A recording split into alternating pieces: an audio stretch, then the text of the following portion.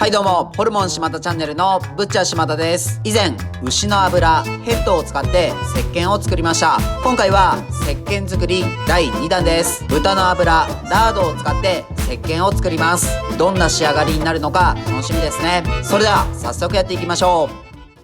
今日はこちらの豚の背脂を使ってラードを作って石鹸を作ります。背脂とはそのままの意味で豚の背中部分の脂肪のことです。ラーメンなどで油を増したりするときに追加されることもありますね。あまり背脂だけを食べてる人はいないと思いますが、料理にプラスすることで旨味とコクを追加することができます。この豚の脂を精製したものがラードです。スーパーなどの調味料コーナーでも売っているので使っている人もいるかもしれません。チャーハンに使ったり野菜炒めに使うと普段のサラダ油などとは違った美味しさを味わえます。ラードにも種類があって、豚脂 100% のものを純正ラードと呼んだりします。牛脂やパーム油などを混ぜ合わせたものを調整ラードと呼んだりします。こういった背脂などを見ると豚って脂肪が多いイメージですが、実は体脂肪率 15% くらいと意外と体脂肪率が低めです。ちなみにアザラシは体脂肪率 50% くらいとかなりの肥満です。まずはこの背脂を小さくカットします。大きさは適当な大きさで大丈夫です。カットした背脂を中華鍋に入れていきます。少量の水を加えて火にかけます。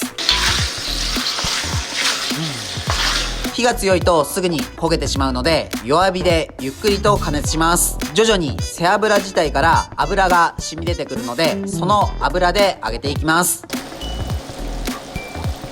そうすることで油を抽出できます。油を抽出できたらザルでこします。この状態だと少しカスが残っているのでキッチンペーパーを使ってさらにきれいにこします。出来上がった純正のラードがこちらです。ラードの融点は34度から40度くらいです。その温度を下回ると液体ではなく固体になります。それではこのラードを使って石鹸を作ります。こちらが石鹸を作る材料です。分量は測って用意してあります。ラード、活性ソーダ、精製水、尿素、アロマオイル、食用色素を用意しました。以前の動画でも言いましたが、この活性ソーダは劇薬なので取り扱いには注意しましょう。身分証や番号がないと購入できないので、普通の薬局などでは店頭には置いていません。まずはボウルに精製水を入れて活性ソーダを加えます。この時に発熱するので注意しましょう。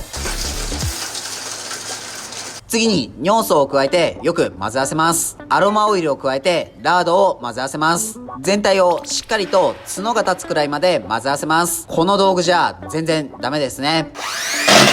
文明の利器に頼りましょう。ここに食用色素を加えてさらによく混ぜ合わせます。角が立つくらいの硬さになったら型に流し入れ、このまま冷蔵庫で冷やして固めます。固まったので型から取り出します。型から取り出したら風通しのいい場所で1ヶ月くらい乾燥させます。ということで1ヶ月経って完成しました。色も馴染んでピンク色になりました。本物のファイトクラブの石鹸みたいですね。いただきます。今日は手を汚すために焼きまんじゅうを用意しました。焼きまんじゅうということでお茶を合わせましょう。宝焼酎のウーロン茶割りです。最近ウーロン茶割りとか飲んでないな。お酒飲んでいると一度はウーロン茶割りとか緑茶割りって通る道ですよね。個人的な思い出としてお茶割りって正直あまりいい思い出がありません。二日酔いの味を思い出します。コストを考えると焼酎とウーロン茶を買った方が割安ですが、家飲みするのにこういった缶であると作る手間が省けて楽ですね。それでは焼きまんじゅうを食べてみましょう。普通はフォークとか串とかを使って食べますが、今日は手を汚すために手づかみでいっちゃいます。他県の人からすると焼きまんじゅうって何って感じですよね。テレビなどでも取り上げられて最近は知ってる人も多いかもしれません。焼きまんじゅうは群馬県の郷土料理で、蒸して作ったまんじゅうに竹串を刺して甘じょっぱい味噌だれを塗って焼いた食べ物です。焼きまんじゅうの専門店も数多くあります。おやつですね。群馬県民ですが、小さい頃から馴染みはあるけど、1年に1回食べるかどうかって感じですね。自分の場合は自分で買うっていうよりは、手土産とかでもらって食べることが多い印象です。通常は何も入っていない生地だけのものですが、お店によってはこしあんなどが入っているものもあります。自分は甘党なので、あんこ入りが好きでした。ごちそうさまです。手が汚れたので、早速石鹸を使って洗いましょう。泡立ちが悪いな。